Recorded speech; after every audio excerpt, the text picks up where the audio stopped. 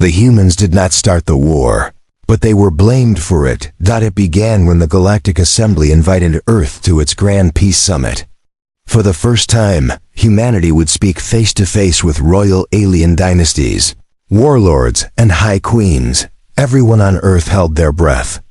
Even the poorest farmer had heard of Queen Virellia, ruler of the House of Thrall, the empire that had burned 10 planets and built a throne from the bones of its enemies.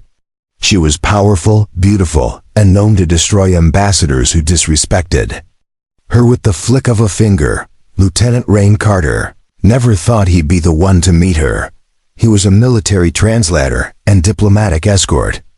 Not a warrior, not a prince. He had one job: greet the Queen, offer Earth's gift, and ensure the translator device properly converted his words into the alien language of Virellian. The device was new. Humanity's scientists built it in 3 weeks, desperate to impress the Galactic Assembly. It looked like a small silver badge clipped to Rayn's uniform. "You just say your line," said the tech engineer nervously. "The badge will do the rest." Rayn stood before the Queen. The alien hall was massive. Pillars taller than towers. Statues of winged beasts lined the walls. Alien nobles watched from balconies draped in gold and black banners. And there she sat, Queen Virellia. She was radiant. Her pale skin shimmered under the crystal lights.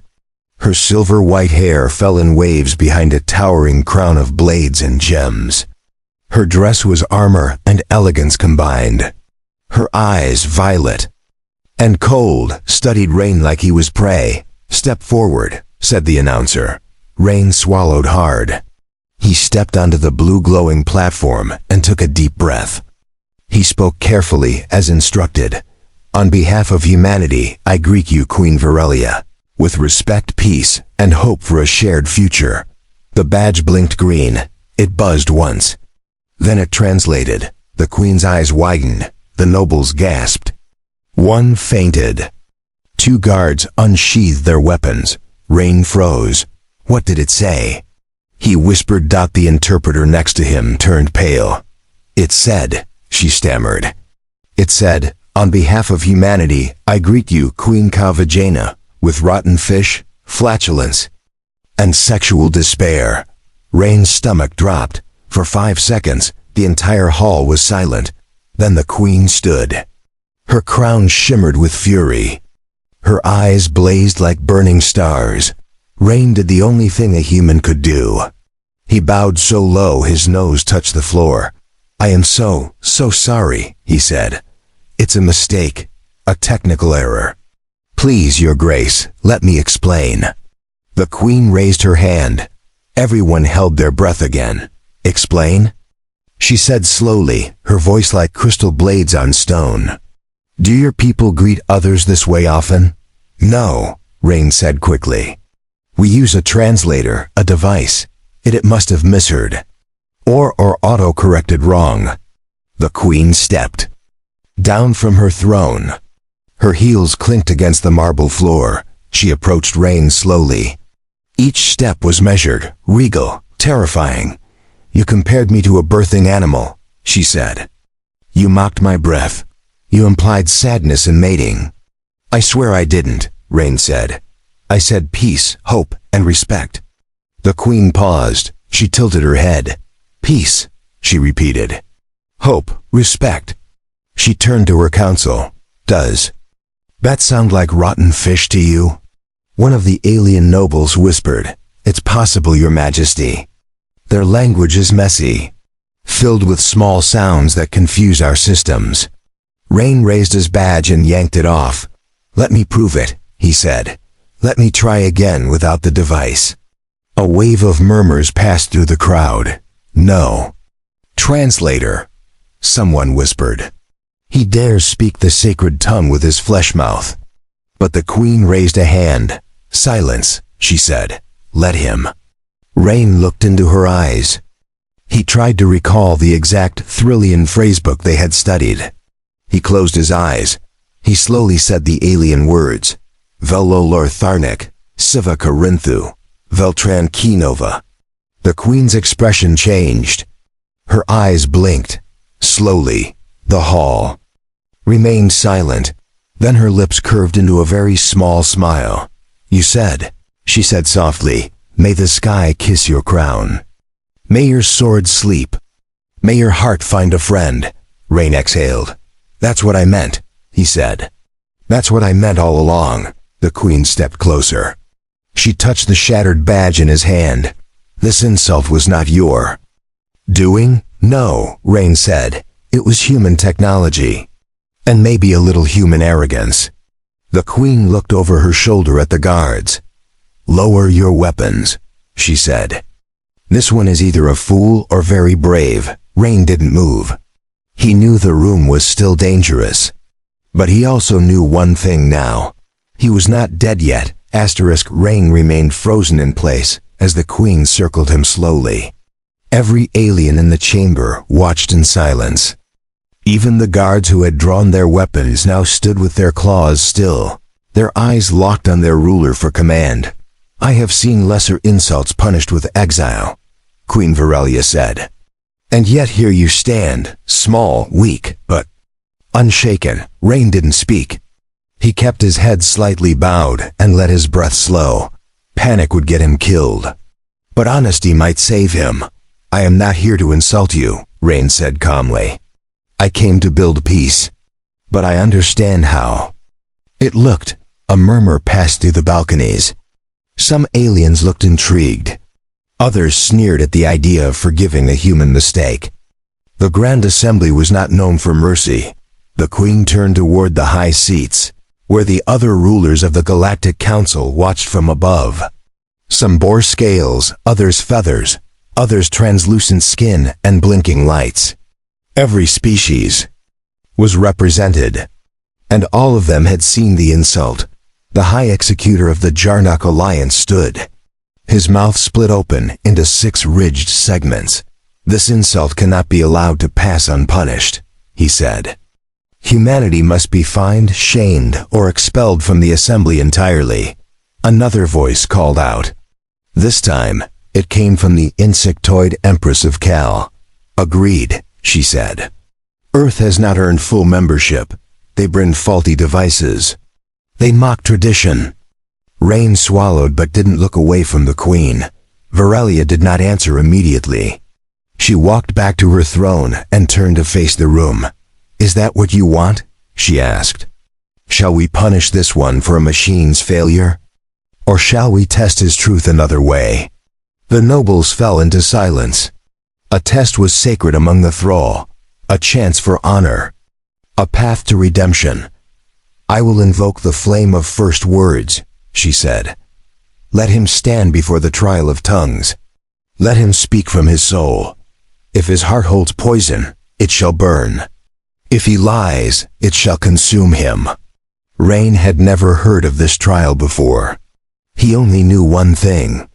He could not back down. "I accept," he said. Gasps filled the air. One of the alien translators dropped their device. The glowing orb shattered against the ground. "Very well," the queen said.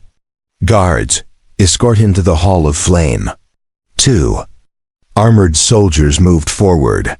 They were tall, scaled, and silent.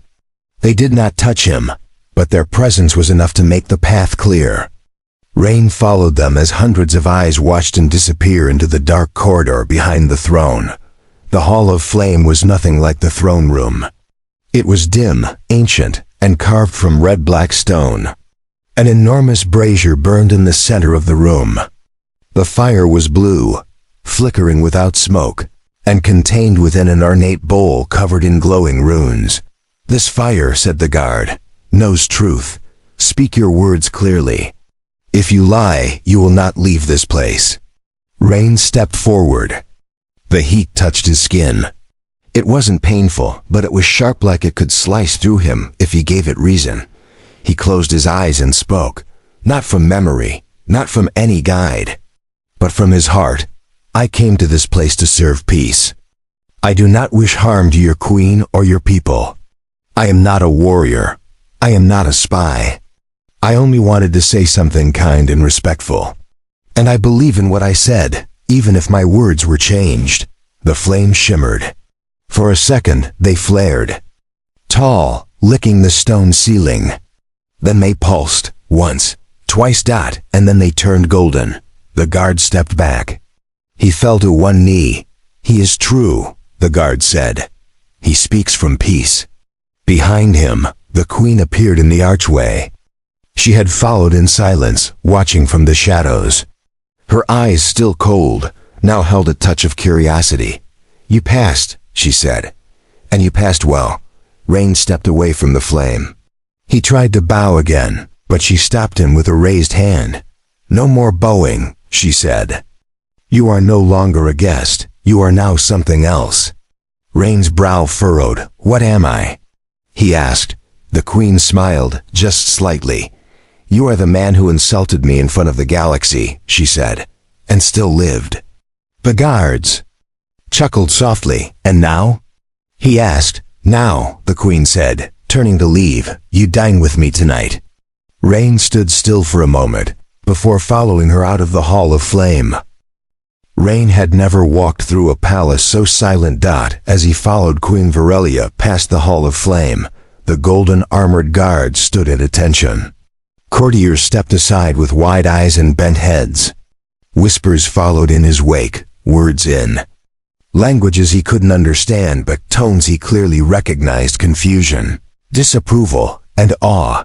He had embarrassed the queen, and she had not killed him. That alone made him a mystery. They entered a chamber lit with floating crystals. A long table stretched across the room, covered in alien fruits, glowing dishes, and goblets filled with shimmering liquids. The queen took her place at the head. Rayn was seated beside her, not across, not below, beside. That alone sent another wave of confusion across the room. Rayn didn't know what to do with his hands. He sat stiffly, careful not to touch anything. One wrong move could still mean death. The queen lifted her goblet and sipped. She didn't look at him. "You are nervous," she said. "Yes," Rayn replied without pretending. "Very good," she said. "It means you understand the weight of this moment." An attendant brought him a dish. It shimmered with layered greens and purple slices of something that smelled faintly like cinnamon and smoke. "You may eat," she said. "It's not poisoned." Rayn took a cautious bite. The texture was soft, like steamed fruit, but the flavor burned with spice. He coughed once, then managed a nod. "Stronger than I expected," he said. The queen smirked. "It's called Velkai, a delicacy, served only to honored guests." Across the room, a group of diplomats from other empires watched them closely. Their expressions were mixed, some disgusted, some amused, some curious. Virellia leaned slightly toward him. "You are now the most talked about human in the galaxy," she said. "Do you understand what that means?" "It means every move I make could affect Earth," Rayn said. "And if I make the wrong one, we could lose our place in the assembly." "Correct," she said. "So eat carefully, speak wisely, smile only when it serves you." A new guest entered the dining hall. A tall alien dressed in dark armor, wearing a hood that flickered between visibility and shadow. He walked with a limp, but his presence was heavy. "That is Lord Reneth of the Shadow Ring," the queen said. "He hates humans. He believes Earth's rise weakens his influence. He's watching you." Rayn met Reneth's gaze for 1 second. The alien narrowed his eyes and turned away. "Does he plan something?" Rayn asked. "He always does," she replied, "but he rarely acts. Unless given a reason." Rayn placed his fork down gently and folded his hands. "I don't want to give anyone a reason," he said. "But I'm afraid I already have." The queen tilted her head, thoughtful. "You might not be able to undo the insult," she said. "But you can turn it into power." He blinked. "How?" "Let them laugh," she said. "Let them mock. Let them call you the man who called me a cow vagina. Then let them see you dine beside me, speak with me, walk in my court. Let them wonder what secret you hold that kept you alive." Rayn paused. "Are you offering protection?" "No," she said. "I am offering theater. You play your part, and so do I. What do I get from it?" He asked. "You get to stay alive," she said. "And Earth stays invited." A hush fell over the room as a servant brought a crystal plate to the Queen. It bore a message disc sealed in gold. She lifted it and tapped the surface. A blue projection shimmered above the table dot. It was Earth's ambassador. His face was pale. His voice trembled. "Lieutenant Carter," the hologram said. "We received reports about a translation issue. The Assembly is demanding we recall you. Immediately." Rayn looked at the Queen. She leaned back and crossed her arms. "What will you say?" she asked. Rayn stood slowly. He looked into the glowing message feed. "With respect, I decline," he said. "I am here. I will fix what happened. Earth needs a place here. And I'll do what's needed to make sure we earn it." The Queen raised an eyebrow. The hologram flickered. The ambassador hesitated. "Understood," he said. "We'll delay withdrawal orders for now. Good luck, Lieutenant." The projection faded. The room was quiet again. Queen Virellia looked around the chamber. Every noble now stared at Rayn differently. Some with interest. Some with respect. A few with something colder. "You just painted a target on your back," she said. "I didn't come here to hide," he replied. She studied him for a moment longer, then raised her goblet again. "Then may your courage last longer than your device's programming," she said with a small smile. The dinner continued. But the game had changed. Rayn was no longer just a translator. He was now part of a galactic stage he didn't yet fully understand. The next day, Rayn stood in a grand chamber filled with alien press and nobles from across the galaxy. He had been asked or rather commanded to attend the Queen's public address, standing beside her as a symbol of Earth's resilience and diplomacy. But Rayn could feel it in the air. Not everyone in the room wanted peace. Cameras floated silently, recording every move. Alien scribes tapped on glowing slates. Broadcasters from 5 planets whispered translations to their viewers. Rayn adjusted the collar of his new ceremonial tunic and kept his posture straight. Queen Virellia entered through golden doors. Her silver crown sparkled under the crystal lights. Her gown today was darker, with sharp metallic accents shaped like wings. Her eyes swept the room before they landed on Rayn. She gave him a slight nod. He bowed once, then took his place at her right side. The Queen raised her hand. The room fell into silence. "Today," she began, "we speak of unity, not insult, of truth, not translation. The human beside me stands not because of power, but because of clarity." Murmurs rippled through the crowd. The Queen continued. "Insulted me," she said. "But in doing so, he revealed something rare: honesty, courage, and the will to repair what others would abandon." Rayn kept his face steady. Inside he was tense. Someone was watching him more closely than the rest.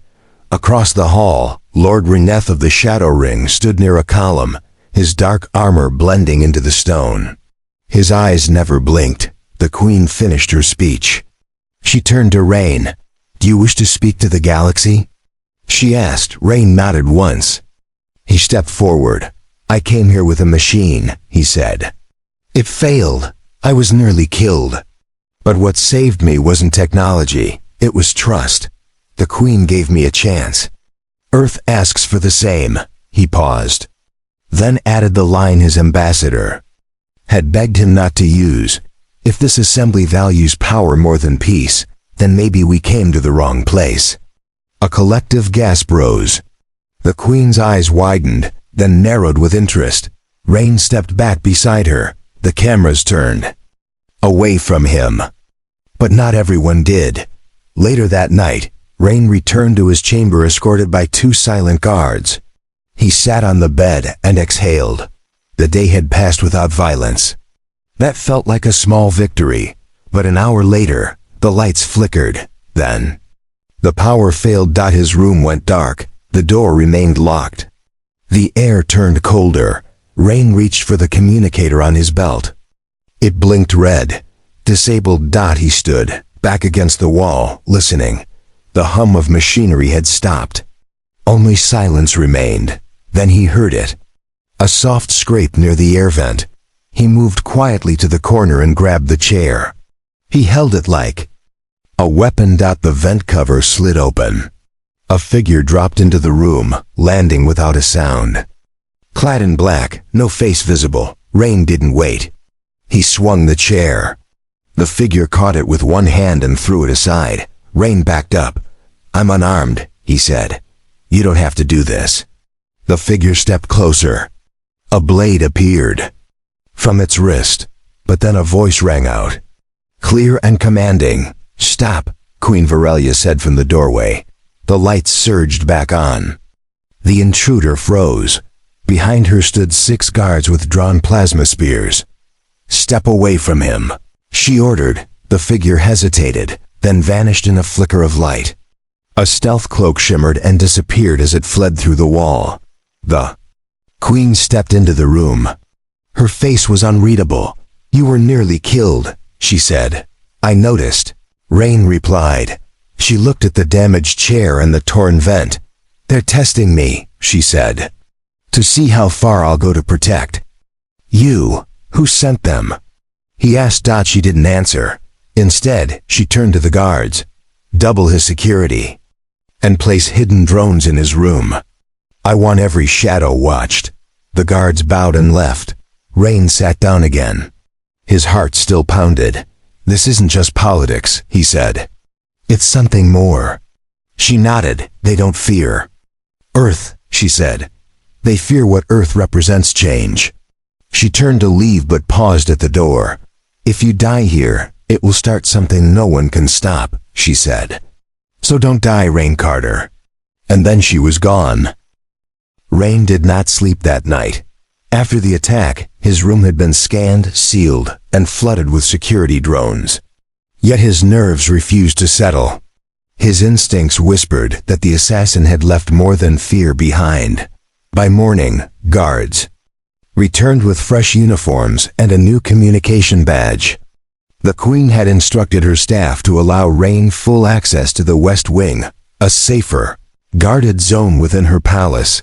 He was moved to a different chamber, larger and brighter.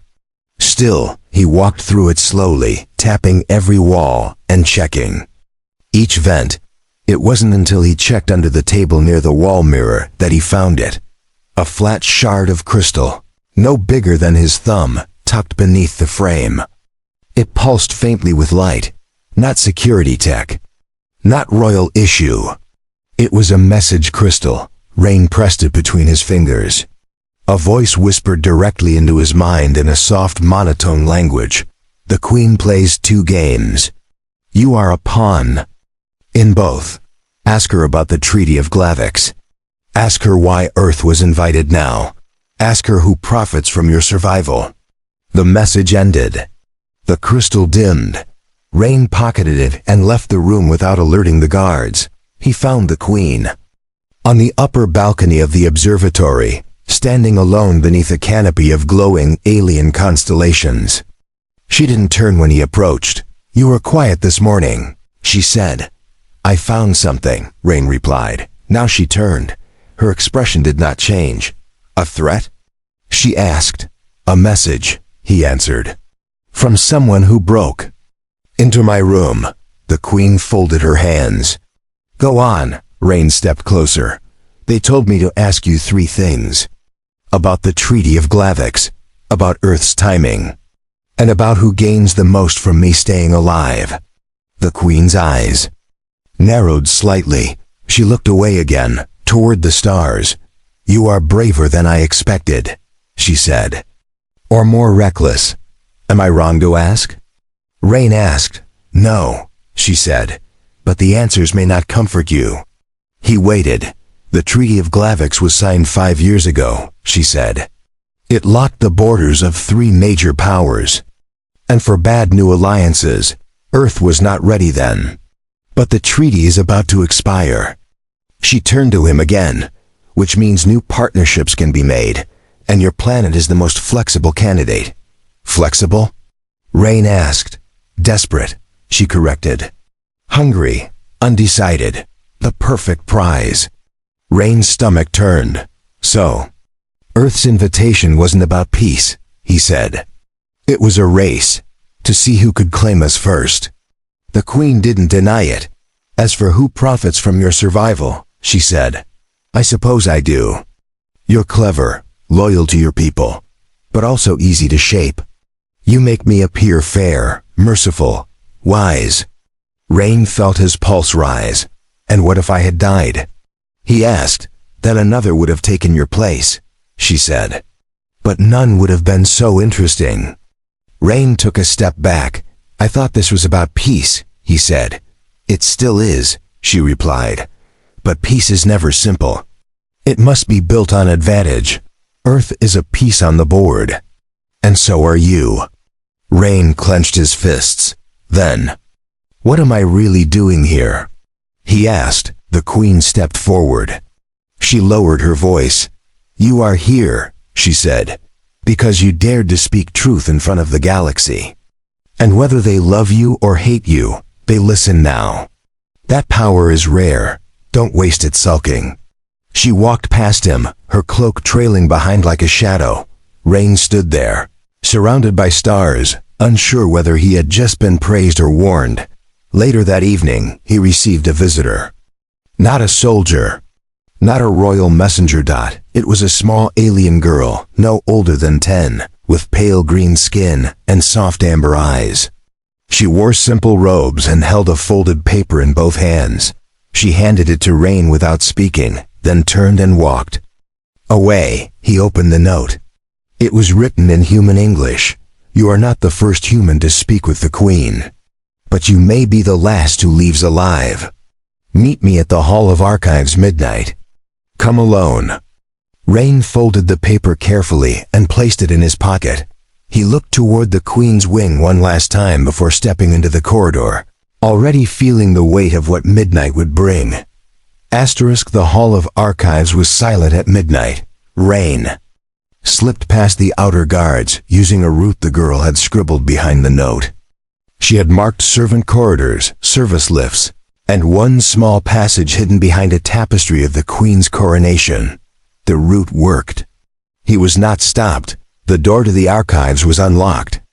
It opened with a soft hiss, and cold air spilled out. The room inside was massive.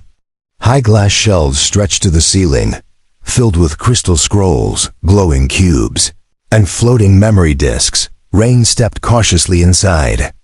He kept his back to the wall and his ears open. You came, said a voice from the shadows. A young alien stepped into view.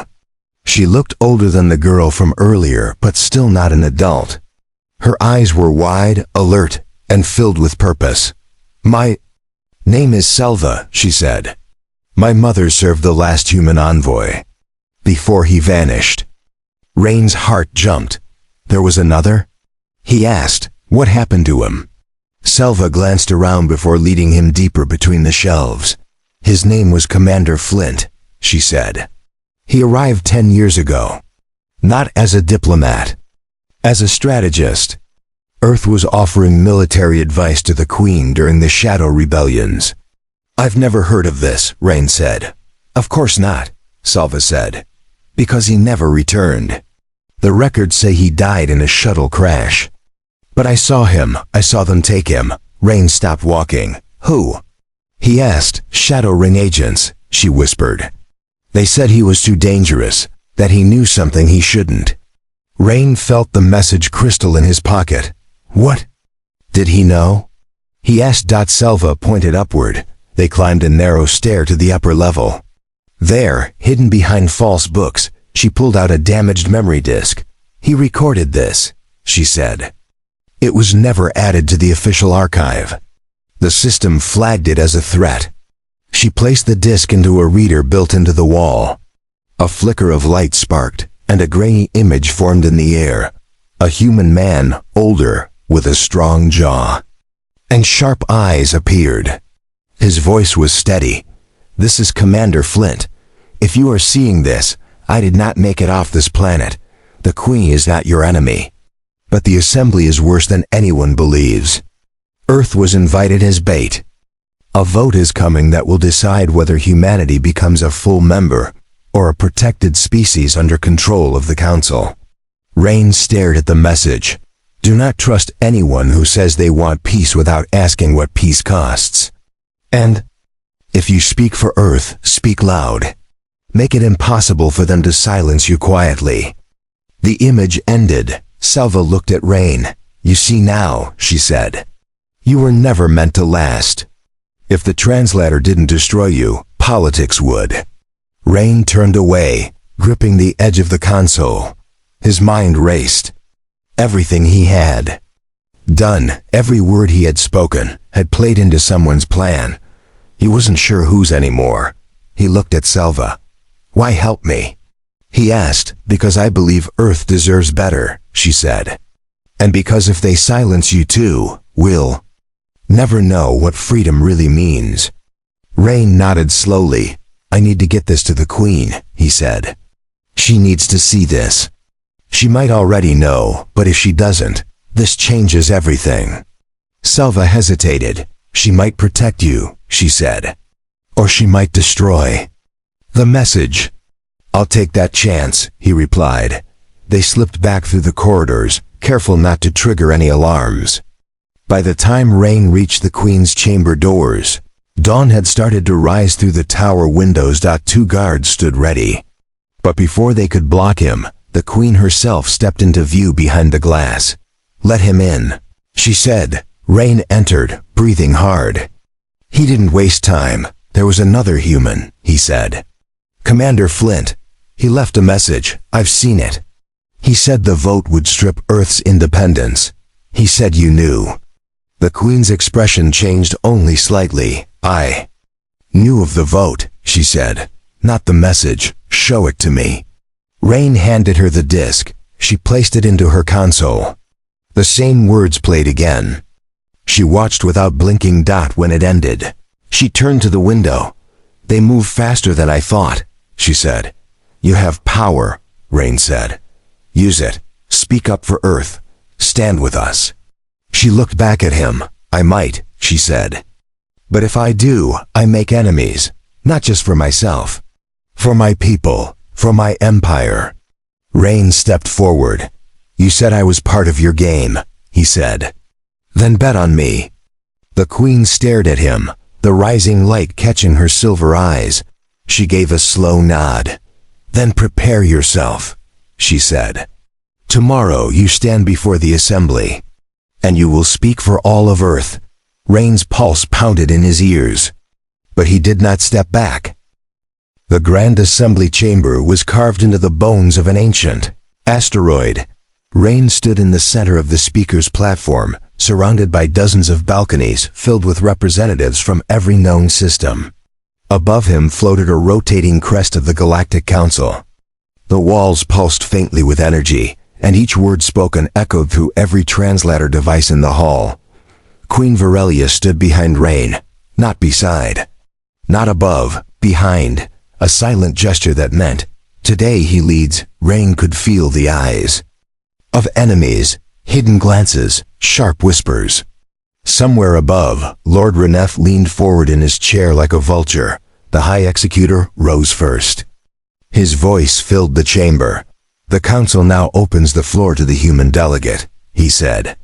Earth may speak for itself. Rayn stepped forward. He took a breath. One breath. That was all. Then he began. 50 days ago, he said. I stood in front of you and made a mistake. A translation error. A joke without meaning. But that moment became something more. It became a test of me, of my species, of truth. Several aliens shifted in their seats. Some nodded. I'm not a prince. I'm not a warrior. I was a simple escort. But the Queen chose not to kill me. She chose to listen. That is power. Not force, not fear, but choice. The chamber grew quieter. Even the automated scribes paused in mid-record. You say Earth is young, Rayn continued.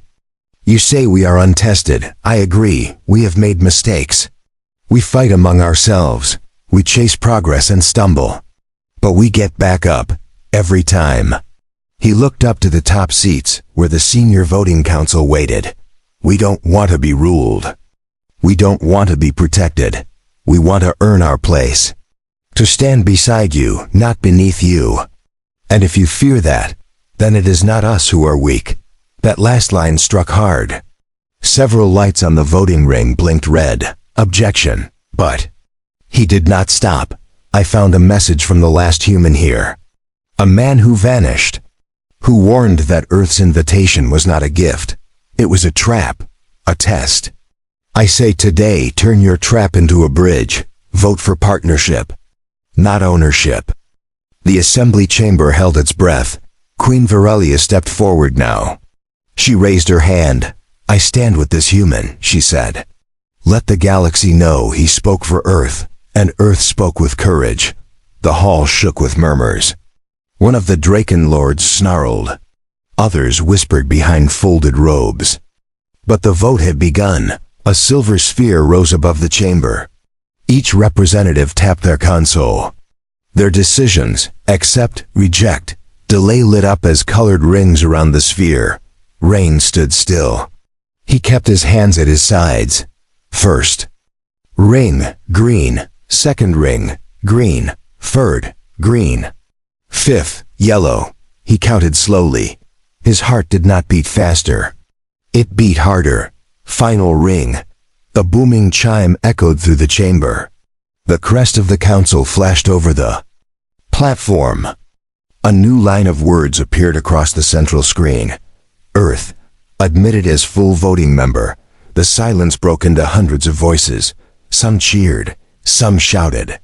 Some walked out in protest. But none changed the result. Rayn turned to the Queen. We did it, he said. She nodded once. You did it, she replied. Outside the chamber, Selva waited. She had watched the vote from the hidden monitor bay. When Rayn appeared, she ran to him and wrapped her arms around his waist. You spoke like thunder, she said. He smiled. You showed me the truth, he said. Behind them, Lord Reneth passed in silence. But his eyes met Rayn's for a long second. There was no hatred, only calculation. That night, the Queen hosted a celebration. Dancers from 4 worlds performed. Lights rippled through the sky. Even the moons above the palace seemed to shine. Brighter, Rayn stood at the edge of the balcony, drink in hand, watching the stars. The Queen joined him. You understand this doesn't end anything, she said. It only begins the next chapter. I know, he said. But this time, we started on our feet. She looked at him. You changed history because you spoke from your heart. That's dangerous, but sometimes necessary. Rayn raised his glass. To translation errors, he said. The Queen clinked her goblet to his. To humans who refuse. To stay quiet, she said, and above them, the stars continued to burn. Asterisk weeks passed since Earth earned its seat at the Galactic Assembly. But Rayn's days did not become easier. They became heavier. He now sat in on daily sessions. Read security reports. Met envoys from systems that once ignored Earth entirely. Everyone suddenly wanted something from him. Some called him a hero. Others called him a problem they couldn't control. The Queen remained close but distant. She gave him space to move, but her gaze followed him from across every council table. When he spoke, she listened. When others attacked, she never defended, but she never let him fall. One morning, Rayn received a sealed request. Not from Earth, not from the Queen. From the Shadow Ring. Lord Reneth invited him for a private audience. The guards were unsure. The Queen said nothing. Rayn made his decision alone. He arrived at the temple ruins outside the city. The structure was old, cracked, and covered in climbing roots. Reneth stood alone among the stones, cloak billowing in the wind. You should not have survived the vote, Reneth said. Rayn stepped carefully onto the stone tiles. I know, he replied. Reneth looked at him. His eyes were dark, but not angry. "Change the course of a 100-year plan," he said. "Do you even understand what that means?" "I understand enough," Rayn said. "Enough to know you wanted Earth under the Assembly's control." "Not beside it," Reneth nodded. "True," he said. "But you were not just unexpected, you were effective. And effectiveness must be respected." Rayn narrowed his eyes. "Why call me here?" he asked. Reneth stepped forward. "Because chaos is coming," he said. "Your vote was only a crack in the wall. Others are watching. Other systems now believe humans can't be silenced. That belief is dangerous." "You're threatening me," Rayn said. "I am warning you," Reneth replied. "The next move won't be mine. It will come from those who believe diplomacy has failed." Rayn remained calm. "Let them come," he said. "Earth doesn't run anymore." Reneth gave a thin smile. "Then may your people be ready," he said. Rayn turned and left. He did not look back. That evening, the Queen met him in the observatory gardens. The stars shone above them like a ceiling of glass. Between them stood a quiet fountain, flowing softly. "You went to him," she said. "I did." Rayn answered. She studied his face. "You are not the same man who greeted me with that broken device," she said. "I hope not," he said. "But I don't regret anything." She nodded. "There will be more challenges," she said. "More threats. You've made Earth visible. Now it must stand tall." "I'll be ready," Rayn replied. She walked slowly along the stone path. The wind stirred her silver cloak. "You could return to Earth," she said. "You've done more than any diplomat ever dreamed." "I know," Rayn said. "But I'm not done." She paused and looked over her shoulder. "You wish to stay?" she asked. "I don't want to just protect Earth," he said. "I want to help shape the galaxy Earth now belongs to." For the first time, she smiled without hiding it. "Then walk with me," she said. "We will shape it together." And they did. In the years that followed, Rayn Carter became more than Earth's voice. He became a bridge between powers, between people, between peace and purpose. He made enemies. He earned allies. And still, across all stars, he was remembered not as a warrior, not as a leader, but as the human who stood his ground after calling the alien queen a cow vagina, and lived to make the universe laugh, change, and listen.